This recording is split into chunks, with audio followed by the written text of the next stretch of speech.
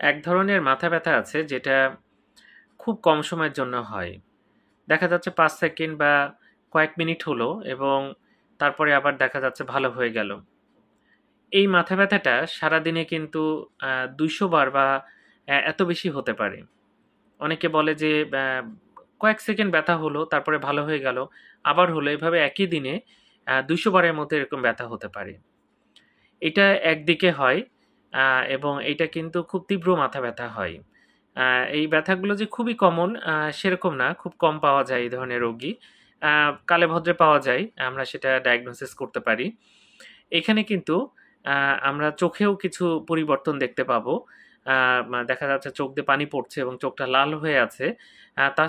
তার সাথে যদি দেখা যাচ্ছে খুব কম সময়ের জন্য ব্যথা, মাত্র কয়েক সেকেন্ড এবং দিনে অনেকবার হচ্ছে।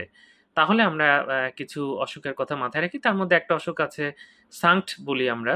এটার সবগুলোর ১ম অক্ষর দিয়ে যদি আমরা একটা বড় অসুখের নাম হয়, এটা বললাম যে রেয়ার এবং খুব বেশি পাওয়া যায় না। ভয় পাওয়ার কিছু নাই। তারপরে কারো যদি এরকম হয়, আপনি অবশ্যই একজন ভালো নিউরোলজিস্ট দেখাবেন। নিশ্চয়ই এটার সমাধান পাবেন। ধন্যবাদ সবাইকে।